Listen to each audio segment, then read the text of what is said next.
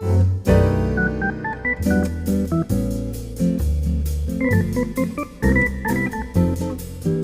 welcome to Better Bachelor. This is Joker with a face for radio and a voice for print. Tonight I'm going to talk about why breakups are actually tougher on men.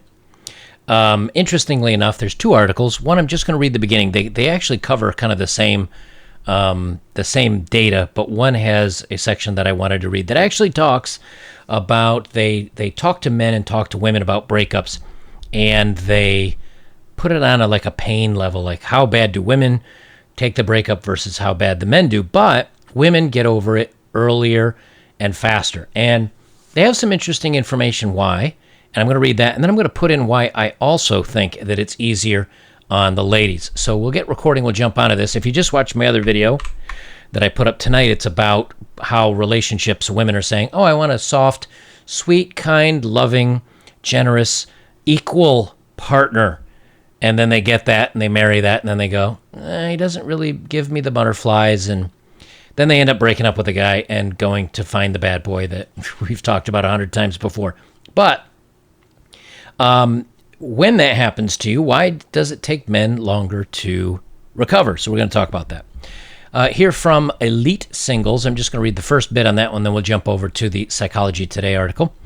Whether you're a man reeling from being unceremoniously crumpled up and lobbed into the trash can of love, or you're a woman baffled at the behavior of an ex who you are convinced was sane, chances are you've happened upon this article in the midst of a frantic heartbreak-induced Googling session. Or you watch Better Bachelor with your host, Joker. Here's the part I wanted to read about, the science of men's behavior after a breakup.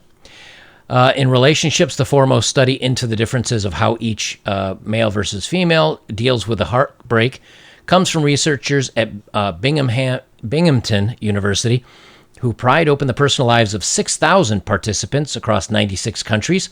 And what they found was this: on a scale where 0 was painless and 10 was unbearable, on average, women ranked emotional pain at 6.84, while men reported a slightly lower average of 6.58. That's really only about a difference of 5%, so it's not much. It's about the same on both partners. Nobody likes it.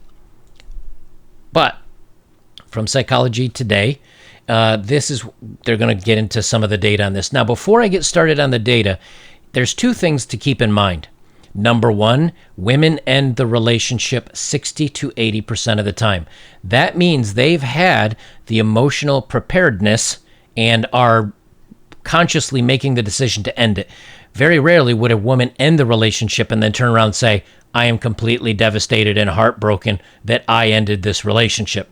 So if women are ending the relationship 60 to 80% of the time, and that's in marriages, but it seems to correlate to breakups as well, that means 60 to 80% of the time they're initiating it, which means 60 to 80% of the time they're okay with it. That they are like, well, I'm the one that's doing this, so I was prepared for it. Secondly, most of the time, because women are so much more social, they break up because either A, they've met somebody else they're attracted to, or B, they're not happy in the relationship, but they have such a larger social circle of friends and other men and potential suitors that they're talking to that they feel like they have a much better support system, and they talk about that. They say a range of studies shows that men are less steady on their own than women. We all know the stereotype. Nah, I don't need to borrow that. But men crave, this is interesting, but men crave relationships and marriage as much as women. See my earlier post. What's more, women may end more unions than men. I just talked about that. Women initiate more divorces than men, and there's little difference in which spouse has an affair preceding a divorce. In addition, on average, women may suffer less post-breakup. Marriage is strongly associated with overall happiness for both genders, in part because marriage is associated with financial well-being and better health. But the better health part, I did that in another video a couple of weeks ago. That's mostly regarding women pestering their husbands and their boyfriends to eat healthier, work out, don't do the bad habits, get home before 10 o'clock and stop hanging out with your friends all night on late gaming sessions. So that's really what makes them healthier, is not the fact that they're married, but the fact that they get harped into better behaviors. I don't know about you. I would rather end in life a little earlier, having had my fun and enjoyment. They continue on. But not only may marital happiness be higher for men than women, the protective health effect of marriage is larger for men.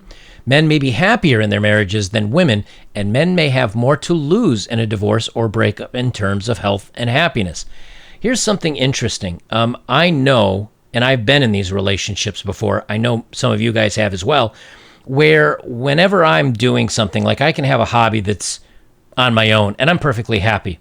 But very rarely would the person I was dating, the woman that I was dating, when she got bored, it was up to me to make her happy or to find entertainment for us, which also meant if I went to hang out with my friends or I went to do something and she didn't have anyone to hang out with, there was resentment towards me for going out and having fun.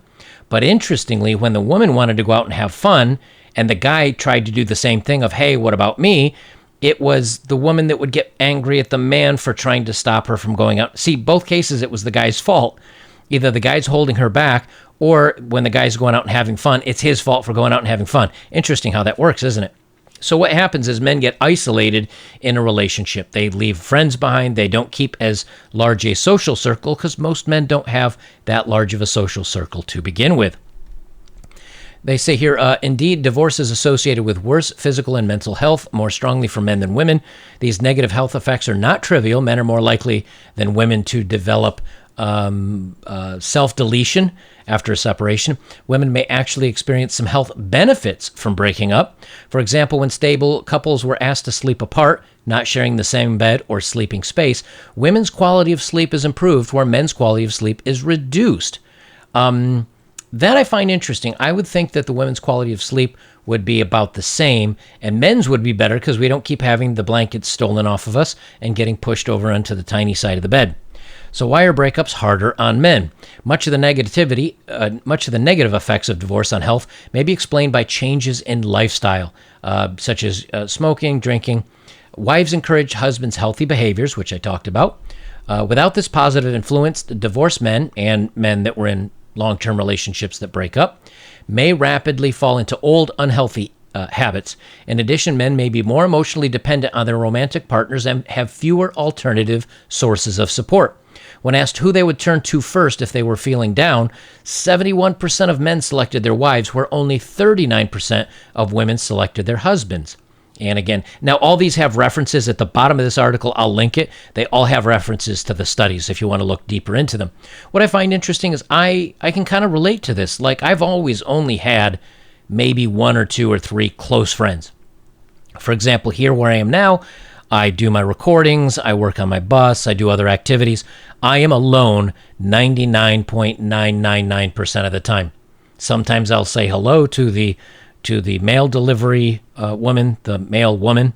As she drops off a package, I'll say hello because I'll go pick it up so she doesn't have to carry a heavy package all the way to the door because I'm nice. But that's like, and maybe I'll say hi to the grocery clerk. If she says, hey, how are you? And I'm like, good. I'll count that as a 0.1/10,000th of my time interacting with somebody. Other than that, I'm alone. So if something bad happens to me, I really don't have a network to reach out with. And I think it's the same for a lot of men, especially young men that don't have a big network of friends, and they get a relationship. That relationship is everything to them. So when it goes away, they feel like they've lost everything, where a woman that still has a social network, or maybe even something perhaps brewing on the side, since again, they end the relationships faster, they're not nearly as affected. Married women may maintain a more diverse network of emotional support than married men. This non-spousal support is important during a separation.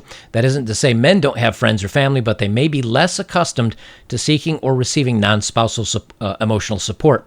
In fact, some researchers have even argued that men are neurochemically predisposed to find breakups more difficult than women and to resist seeking help from friends. Now, if you look at a lot of videos online, when something bad happens, men jump in to save the day.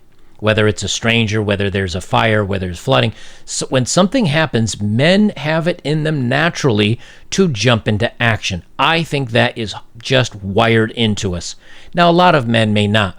But I think whenever you see like a car plunge into a river, or even a dog that's drifting out into a canal or something, guys have made human chains of 15 guys to get out to that dog to bring it in for a dog. And I'm not saying like a dog's not worth it. I'm just saying it's not a human being. But what usually do the women do? They're the ones calling for help. And again, I'm not saying all women, but most often than not, you see men jumping into harm's way to help other people. I think it is just in us. Well, when it comes to having a problem and reaching out for help, men are not good at that, because then they're seen as weak. Then they're seen as less than.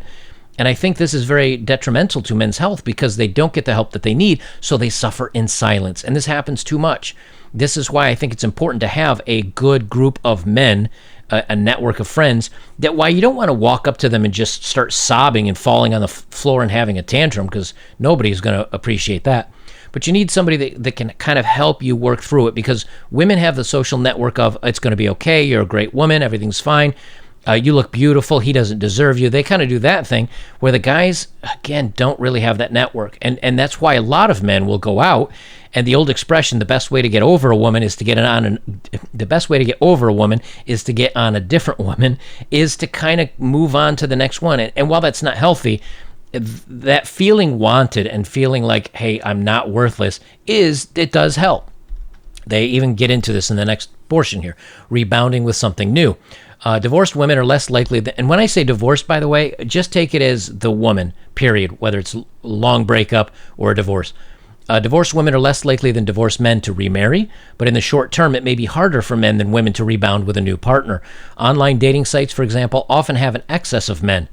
I think that's just how it is naturally, because women can kind of just be like, hello, I'm here, and they're going to get attention. In addition, it's not clear how much of the gender gap in remarriage is due to opportunity. Now this is interesting. The gap in remarriage is due to opportunity. Women may be less able to remarry. Why is that? Because most of the time women get custody and they age, where men are a more viable partner, even being older.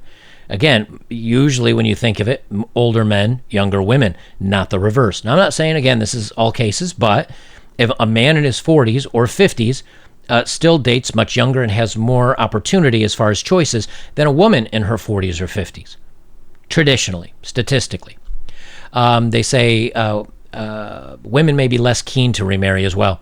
Many women, especially widows, but also divorced women with children, don't want a second go at marriage. Previously married women often associate marriage with increased care obligations and reduced freedom, where men may miss the marital and emotional care they received from their spouse. On average, men may be more emotionally dependent on their spouses, which they just said they were, which would make remarriage more desirable. Indeed, it is the men with low levels of social support from friends who are the most desirous of remarriage.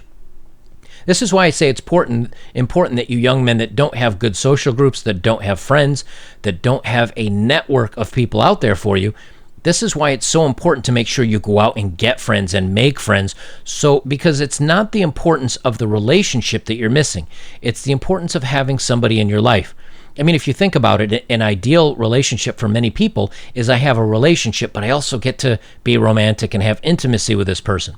Well, if you put the intimacy aside, most men would say, I really don't want a long-term relationship or marriage. I just want, companionship.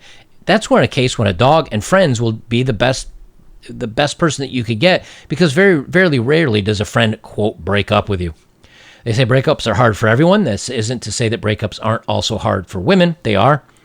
Both divorced men and women suffer poorer physical and emotional health, but the harmful effects may be stronger for men, and men may receive less support from family and friends. I already said that.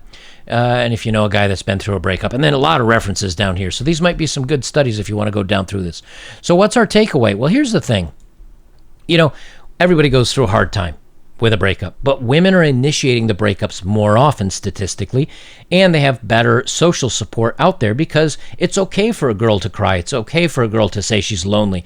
It's okay for a woman to say that she's struggling. But when men say the same thing, oftentimes they're looked at as weak, and they don't, if a woman says, I had such a rough day, send kind words. Thirsty men, male friends, and female friends will, now they may be disingenuous, and it may be that just the guy's trying to score, but they'll all send their well wishes, and whether in disingenuous or not, to the person receiving them, it feels good. It helps boost their mood. When a guy says, having a hard day, Correct. Here. I actually loaded a soundboard up for this and I forgot to pull it up. When men say they're having a hard day, this is the response they get. Nothing. Men don't get anything. And so men suffer in silence. And I think that's a big portion of this. So you guys out there that are either struggling from a breakup, that are having a hard time with it, that are feeling, just even if you haven't recently broke up, but you're just alone all the time, then go out there and make some friends. I've got another video I'm going to do here, probably do it for tomorrow night, that says family, in other words, a wife, a girlfriend, or kids do not make you any happier statistically than having friends. As a matter of fact, friends give you a much bigger benefit of feeling happy, that happiness. So those of you that say, oh, I'm really miserable, I'm unhappy, and I just want a good woman. No, you just need good friends. You just need people to be there in your life and to fill your free time. Now, once you kind of graduate from all that, and you really appreciate you as a person, and you find things to do, whether it's my hobby of rebuilding on a bus or going to the gym or finding a goal and working towards it, when you do that, you'll actually find that you don't miss people so much. You may actually come to like being by yourself because you're not bored. You're not lacking for things to do, and you don't feel like you're all alone. Guys, if you'd like to support my work, links are below as always. If you have, thank you very much. And the best way you can support me is like, comment, share, subscribe. Check out my older videos and all that goodness. Also, you can join me over on betterbachelor.locals.com. I put a unique video over there for my viewers already. I'm going to be putting more unique videos over there that are things that are a little either too spicy or just too law-centered and with all the things that YouTube is now looking out for. I just can't do those videos on YouTube anymore. So they're going to be over on betterbachelor.locals.com. Link is below. You can also support me over there as well.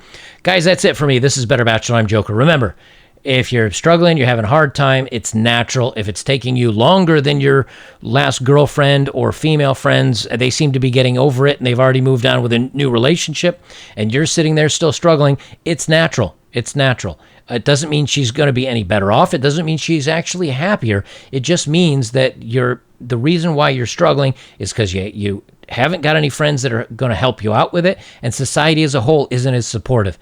There's nothing you can do about that. The best thing to do is just go out, talk to men, talk to communities, get on forums, come to YouTube videos like this and talk in the forums. Talk about it and get it off your chest, and then go find something that will occupy your time to get you through this. And go to the gym. Go to the gym helps release good endorphins that will get you in a better mood.